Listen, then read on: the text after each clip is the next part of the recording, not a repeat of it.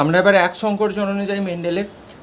আচ্ছা, এখানে আমরা প্রথমে আলোচনা করব ক্রস কাকে বলে, ক্রস বা সংকরায়ন কাকে বলে। আচ্ছা, তার আগে আমরা আবার মেন্ডেল মটর গাছ কেন নিয়েছিলেন জাস্ট একবার জেনে নিই। মটর গাছের কিছু বিশেষ ফিচার্স আছে। কীরকম ফিচার্স? মেন্ডেল মটর গাছ নিয়েছিলেন তার অন্যতম কারণ, মটর গাছ খুব দ্রুত বংশবৃদ্ধি করতে পারে এবং এক বছরে 2-3 বার চাষ করা যায়। কারণ মটরের দানা ছড়ানোর পর গাছ হতে বেশি সময় লাগে না, এই দিন 12-20-র মধ্যে বেশ গাছ দাঁড়িয়ে যায়। তারপরে ফলও চলে আসে তাড়াতাড়ি। আবার ফল শুকিয়ে গিয়ে নষ্ট হতে গাছের হার্ডলি 2 মাস থেকে 2.5 মাস লাগে। আমি ম্যাক্সিমাম 3 মাস বলছি। এই শীতকাল আসছে, বাড়িতে তোমরা টেস্ট করে দেখতে পারো। তো যেহেতু এদের ওখানের ওয়েদার, অস্ট্রিয়ার মানুষ ছিলেন, অস্ট্রিয়া বেশ ওভারঅল আমাদের এখানের মতো নিরক্ষীয় অঞ্চলের অংশ নয়, তাই ওখানের ওভারঅল টেম্পারেচার, গড় টেম্পারেচারই একটু ঠান্ডার দিকে আমাদের এখানের থেকে, তো অবভিয়াসলি তাই মটর গাছকে এক বছরে ওনারা 2-3বারও চাষ করতে পারেন, যেটা আমাদের এখানে এই গরমকালে বেশ কঠিন, শীতকালটা উপযুক্ত। তো সেই ক্ষেত্রে ওই জন্য মটর গাছ নিয়েছিলেন, যেটা বছরে 2-3বার চাষ করা যায়। তার মানে আমি 3বার পর্যন্ত টেস্ট করতে পারি। এছাড়া মটর গাছের ফুল হচ্ছে উভলিঙ্গ। উভলিঙ্গ মানে একই ফুলে পুং অবস্থা আছে, স্ত্রী আছে, এবং এই ফুলের একটা বিশেষ বৈশিষ্ট্য হচ্ছে পরাগযোগ পড়িয়েছি। এই ফুলগুলো ইতর পরাগযোগও করা যায়, আবার স্বপরাগযোগও হয়। ইতর পরাগযোগ মানে এইটা একটা মটর গাছ আর এটা একটা মটর গাছ, এই মটর গাছের ফুলের রেণু এতে ফেলা যায়, এটা হলো ইতর পরাগযোগ। আর স্বপরাগযোগ মানে এটা একটা গাছ, এটা একটা ফুল, সেই ফুলেরই মধ্যে পরাগ মিলন, সেটাও সম্ভব, যেটা সব গাছের ক্ষেত্রে পসিবল নয়। এছাড়া মটর গাছের ক্ষেত্রে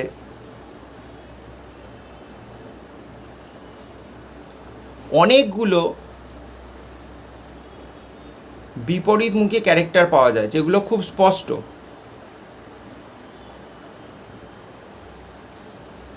যেগুলো খুব স্পষ্ট, মানে আলাদা করে বুঝতে হবে কষ্ট করে এরকম ব্যাপার নয়, একদম খুব ক্লিয়ার কাট বোঝা যায়। সেই জন্য ওনার পক্ষে এটা পরীক্ষাটা করাটাও সম্ভব হয়েছে স্পষ্টভাবে। আমি ছবি দেখাচ্ছি আর আঁকার থেকে এটা বেটার হবে। কি কি? যেমন গাছের দৈর্ঘ্য, উনি দেখেছেন মটর গাছ একদম ডিস্টিংক্টলি 2 রকম গাছ হয়, লম্বা নয় বেঁটে, এবং এই লম্বা বেঁটেটা স্পষ্ট বোঝা যায়, এমন নয় যে বুঝতে পারা যাবে না। কাণ্ডে ফুলের এবং ফলের অবস্থান, ফুল ও ফলের অবস্থান মানে কোনো ফুল কক্ষে হয়, কক্ষ মানে এই পাতার গোড়াটা যেখান থেকে ডালপালা বেরোয় সেটাকে বলে কক্ষ, এই খাঁজটা। আর নয় ফুল উপরে হয়, ফল উপরে হয়, এরকম 2 রকমেরই হবে, এর মাঝে কিছু হয় না। ফলের আকৃতি এরকম 2টো হতে পারে, নয় ফলের আকৃতি এরকম খাঁজযুক্ত। এই যে লক্ষ্য করে দেখো, আমি একটা আঁকছি বোঝার সুবিধের জন্য।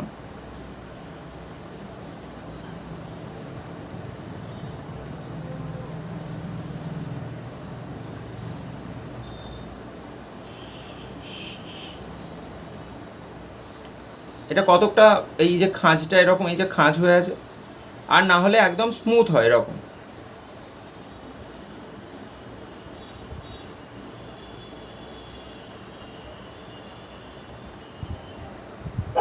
কোনো খাঁজ নেই, তাহলে একদম স্পষ্ট বোঝা যাচ্ছে। ফলের রং এই যে দেখে নাও, ছবি দেখো, সবুজ আর হলুদ।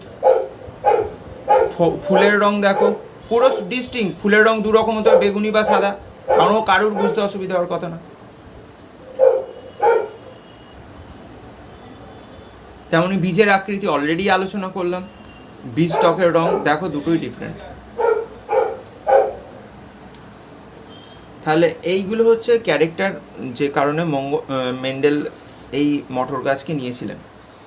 এবং মেন্ডেলের এই মটর গাছ নেওয়াটা অনেক ক্ষেত্রে খুবই সুবিধাজনক হয়েছিল, কারণ এত বিপরীতমুখী ক্যারেক্টার এবং স্পষ্ট বোঝা যায় এরকম গাছ খুব কম পাওয়া যায়, এবং তার থেকে বড় তো অল্প সময়ে চাষ করা যায়। যাই হোক, এই ফিচার্সটা বইয়েও আছে, এগুলো অবশ্যই পড়বে।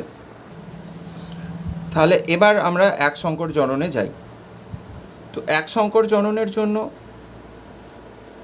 মেন্ডেল যেটা এক সংকর কথার মানে কি, মানে হচ্ছে আমরা একটা ক্যারেক্টার নেব, মানে চারিত্রিক বৈশিষ্ট্য, যেটা দুটো তার মধ্যে বিপরীতধর্মী বৈশিষ্ট্য আছে। অর্থাৎ চারিত্রিক বৈশিষ্ট্য একটা আর দুটো বিপরীতধর্মী বৈশিষ্ট্য মানে তার মধ্যে একটা প্রকট প্রচ্ছন্নের ব্যাপার আছে। অর্থাৎ আমি উদাহরণ হিসেবে মেন্ডেল যেটা নিয়েছিলেন আমি ধরে নিচ্ছি, সেটা হচ্ছে গাছের দৈর্ঘ্য। তাহলে গাছের দৈর্ঘ্য হচ্ছে একটা চারিত্রিক বৈশিষ্ট্য। গাছের দৈর্ঘ্য দু রকম হতে পারে, লম্বা আর বেঁটে। তাহলে লম্বা এটা একটা দৈর্ঘ্যের ফিচার্স, বেঁটেও একটা দৈর্ঘ্যের ফিচার্স। তাহলে এই দুটো কার আন্ডারে পড়ছে? এই চারিত্রিক বৈশিষ্ট্যের আন্ডারে পড়ছে, সেটা হচ্ছে গাছের দৈর্ঘ্য। তাই জন্য এটাকে আমরা এক সংকর জনন বলছি, কারণ বৈশিষ্ট্য একটা, চারিত্রিক বৈশিষ্ট্য নিয়েছে একটা, সেটা হচ্ছে গাছের দৈর্ঘ্য। দ্বিসংকর জননের ক্ষেত্রে এরকম চারিত্রিক বৈশিষ্ট্য আমরা দুটো নেব, তার ফলে এইখানে প্রকট প্রচ্ছন্নের জায়গা যেটা হয় সেখানে চারটে পাবো। দ্বিসংকর জনন যখন দেখাবো সেটা দেখতে পাবো। তো আমরা এক সংকর জননে যাই। তাহলে এক সংকর জননের এবার আমি এ পাশটা ভালো করে আঁকছি। তাহলে আমরা দুটো গাছ নিচ্ছি, আমি জাস্ট বোঝার জন্য দুটো মটর, এটা লম্বা মটর গাছ,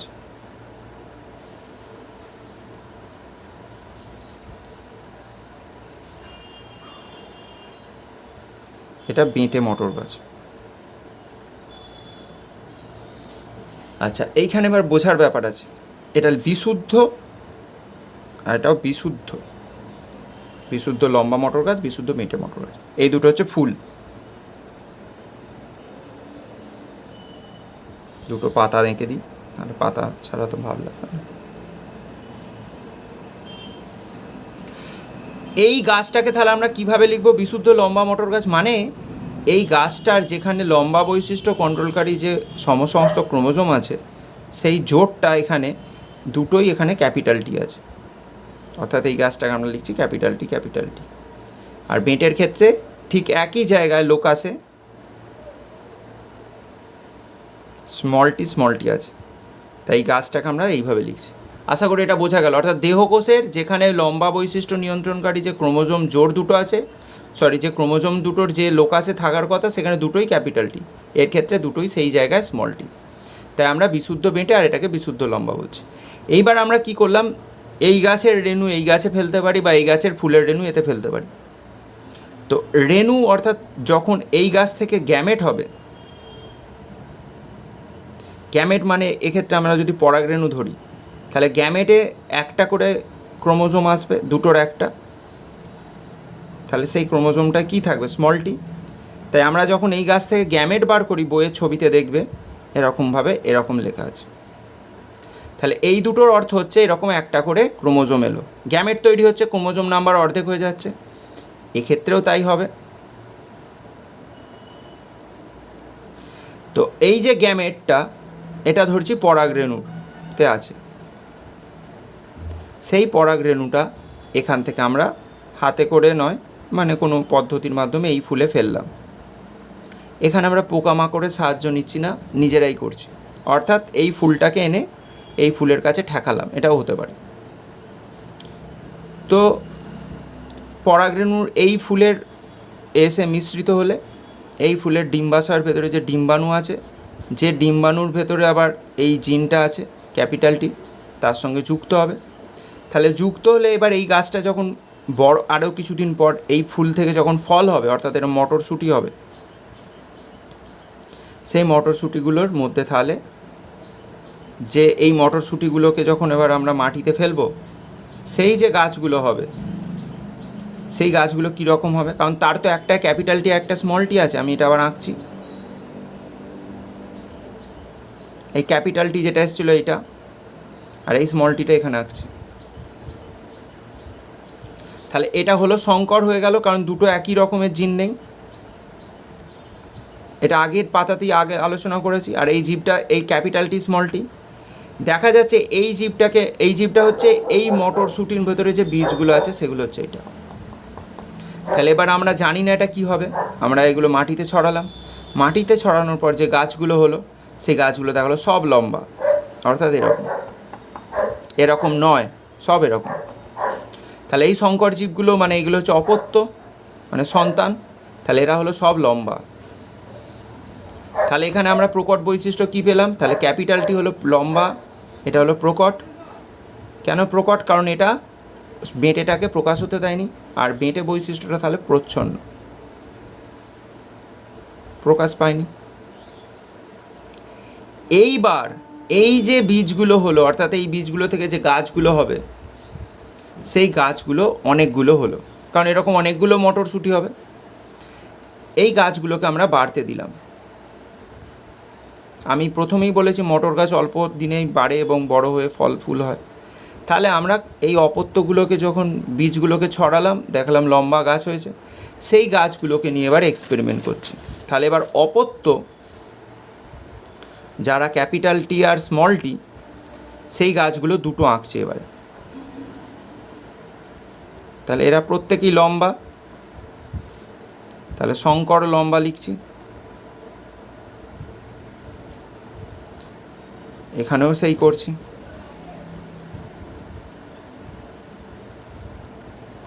এটাও সেই শঙ্কর লম্বা, দুটো একই গাছ। আচ্ছা, ক্রস কাকে বলে? এই যে আগের পাতে আমি যখন দেখালাম, এই যে পরাগরেণু এখানে এসে এই গাছের স্ত্রী অংশের সঙ্গে অর্থাৎ ডিম্বাশয়ে ফেলা হলো বা গর্ভমুণ্ডে ফেলা হলো, এই ঘটনাটাকে বলে ক্রস বা সংকরায়ন করা। তা আমরা আবার এখানে ক্রস বা সংকরায়ন করছি, এবং সেই জন্য আমরা এখানে কাটা চিহ্নটা দিই, এটাকে এই কাটা চিহ্ন দিয়ে বোঝাই। তাহলে এই শঙ্কর লম্বার ফুলের পরাগরেণু এখান থেকে ধরো এইখানে নিয়ে গেলাম, নিয়ে গেলে এইবার এই ফুলের যে ডিম্বাশয়, তার ভেতরে যে ডিম্বাণু তার সঙ্গে যুক্ত হবে। তাহলে এই শঙ্কর লম্বা গাছটা কীরকম? ক্যাপিটাল টি স্মল টি, এটাও তাই। অর্থাৎ এই গাছটার যদি ক্রোমোজোম দেখি, একটা ক্যাপিটাল টি আছে, একটা স্মল টি আছে, এই গাছটারও তাই।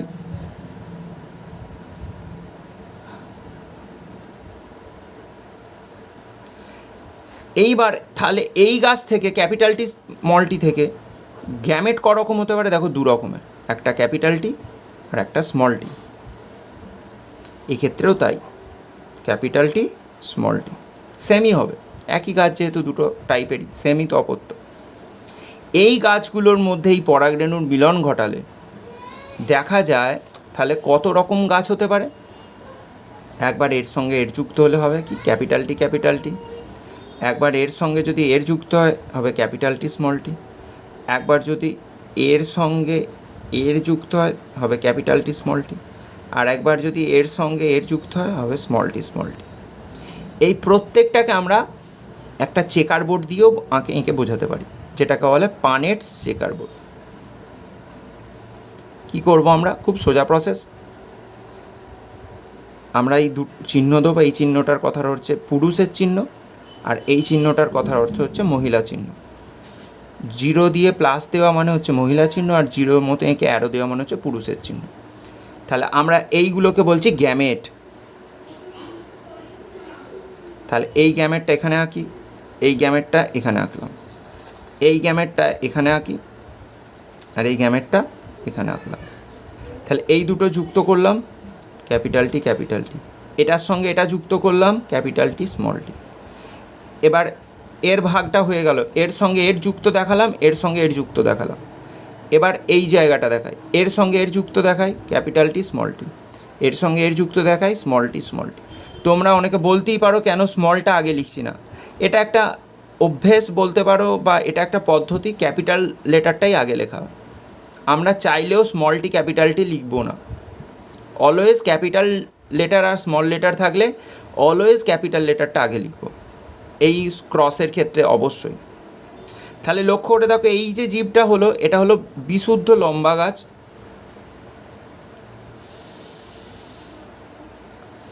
এই যে দুটো গাছ হবে, capital T small T capital T small টি,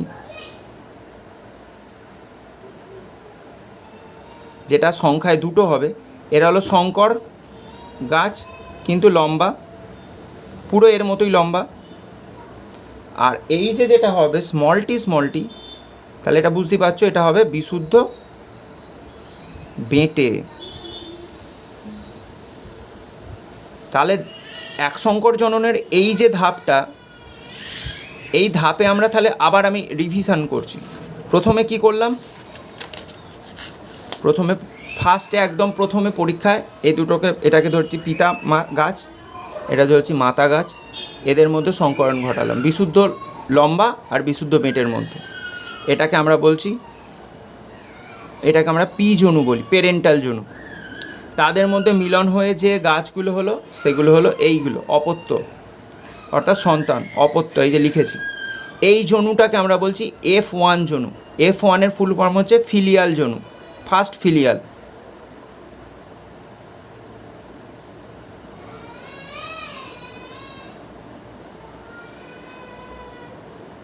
এই ফিলিয়াল বানানটা নিয়ে আমার একটু কনফিউশন আছে, আমি ফিলিয়ালটা নিয়ে একটু কনফিউশন আছে। তো এর পরের যে জনু, তাহলে এই যে গাছগুলো হলো, এগুলো হলো অপত্য গাছ, তাহলে এটা হলো ফার্স্ট ফিলিয়াল। এই যে গাছগুলো হলো অপত্য, এই অপত্যগুলোকে আমরা বাড়তে দিয়েছি, সেইগুলো হচ্ছে এই গাছ।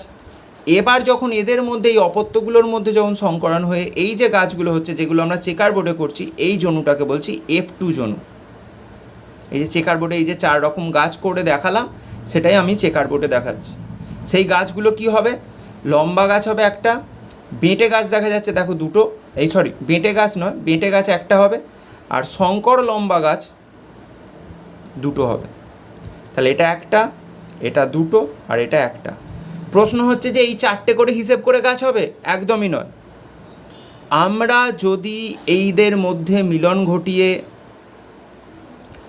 1000টা গাছ করি, উদাহরণ হিসেবে দেখা যায়, 1000টা গাছ হলে, উদাহরণ হিসেবে বলছি, মোর অর লেস, একটা হয়তো হবে 245, একটা হয়তো হবে, মানে 245টা হয়তো পুরো লম্বা হবে, শঙ্কর লম্বা হয়তো দেখা গেল 510টা হয়েছে, আবার বেঁটে দেখা গেল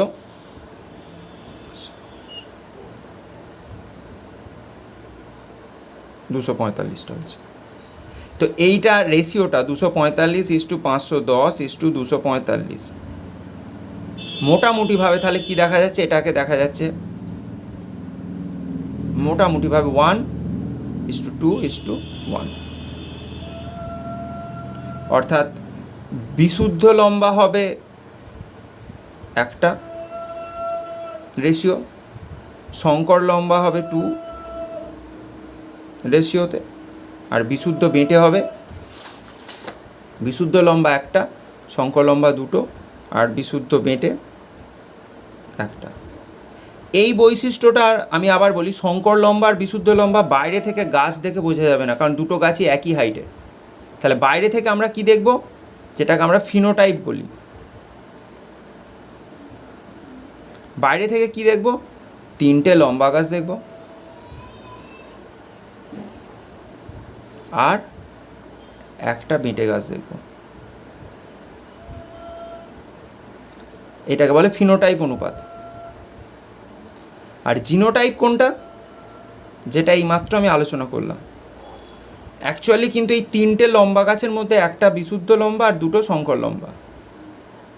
তো এইটা আমরা জিন দেখে বুঝবো, ভেতরের জিন, অর্থাৎ এই লম্বাটা হচ্ছে ক্যাপিটাল টি আর এই লম্বাটা হচ্ছে ক্যাপিটাল টি স্মল টির। এইটাকে বলছে জিনোটাইপ ডিফারেন্স। তাহলে জিনোটাইপ অনুপাত হচ্ছে 1:2:1, অর্থাৎ আমরা লম্বা বাইরে থেকে 3টে গাছ দেখলেও এই লম্বার মধ্যে কিন্তু 3টে লম্বাই একই জিনের বৈশিষ্ট্যের নয়। একটা ধরনের লম্বা হচ্ছে ক্যাপিটাল টি, আর এক ধরনের লম্বা হচ্ছে ক্যাপিটাল টি স্মল টি। সেই যে জিনের পার্থক্যের জন্য যে রেশিও হচ্ছে সেটা হচ্ছে 1:2:2, আর এই 1টা তো বিশুদ্ধ বেঁটের, যেটা স্মল টি অলওয়েজ রয়েছে। তাহলে এইটা হলো মেন্ডেলের এক শঙ্কর জননের পরীক্ষা, যে পরীক্ষা থেকে উনি পৃথকীভবনের সূত্রে এসেছিলেন। পৃথকীভবনের সূত্র কি? পৃথকীভবনের সূত্র হচ্ছে এই যে ক্যাপিটাল টি বৈশিষ্ট্য আর যে স্মল টি বৈশিষ্ট্য, তারা দেখো এখানে যখন ক্যাপিটাল টি স্মল টি জীব তৈরি হলো, সেখানে এখানে যুক্ত হলো, স্মল টি প্রকাশ পায়নি, কিন্তু এর বৈশিষ্ট্যটা নষ্ট হয়ে যায়নি বলেই লক্ষ্য করে দেখো এই গ্যামেট গঠনকালে তারা আবার আলাদা হয়েছে, অপত্য জীবের এই যে আলাদা হয়েছে, এই যে আলাদা হয়েছে, এবং আলাদা হয়ে গিয়ে নতুন যখন পরের প্রজন্মের গাছ হচ্ছে, এই যে গাছগুলো, সেখানে দেখো আবার নিজের বৈশিষ্ট্যের গাছ তৈরি হয়েছে, অর্থাৎ অবলুপ্ত হয়ে যায়। এই যে আমরা এই 1000টা গাছের অনুপাত দিয়ে বলছি যে F2 জনুতে, এই F2 জনু, এই F2 জনুতে যদি আমরা 1000টা গাছ তৈরি করি এদের দিয়ে, অর্থাৎ এটা হলো ক্যাপিটাল টি স্মল টি, এটা ক্যাপিটাল টি স্মল টি, এই দুটো গাছের মিলনে যদি যে বীজগুলো হলো, সেই বীজ থেকে যে গাছগুলো হবে, সেই গাছগুলো হচ্ছে F2 জনুর গাছ। আর এই F2 জনুতে যদি আমি 1000টা এরকম গাছ করি, তাতে অনুপাত হবে এরকম, যেটা মোরলেস দেখা যাচ্ছে কি, যে লম্বা হবে 3 ভাগ আর বেঁটে হবে 1 ভাগ। সেই লম্বার মধ্যে আবার বিশুদ্ধ লম্বা হবে 1 ভাগ, সংকর লম্বা হবে 2 ভাগ। পৃথকীভবনের সূত্র কি বলছে? তাহলে দেখো বেঁটে বৈশিষ্ট্যটা যেটা স্মল টি, সেটা প্রথম F1-এ, এই যে F1-এ যুক্ত হয়েছিল কিন্তু প্রকাশ পায়নি, কিন্তু বৈশিষ্ট্যটা রয়ে গেছিলো। এই F1-এর যে গাছ, তারা যখন নিজেদের মধ্যে মিলন ঘটিয়ে F2 তৈরি করবে, তখন এই বৈশিষ্ট্য আবার আলাদা হয়ে গেছে। আলাদা হতে পেরেছে বলেই তারা আবার বেঁটে বৈশিষ্ট্যের গাছ তৈরি করতে পেরেছে। এটাই হলো পৃথকীভবনের সূত্র। মেন্ডেল তখন এই জিনগুলোকে ফ্যাক্টর বলেছিলেন, ফ্যাক্টর, তাই এখানে ফ্যাক্টর শব্দটা পাবে, ফ্যাক্টর। জিনকে মেন্ডেল ফ্যাক্টর বলছিলেন। তাহলে এটাই হলো এক সংকর জননের পরীক্ষা। বাকিগুলো আমরা পরপর এবার আলোচনা করব।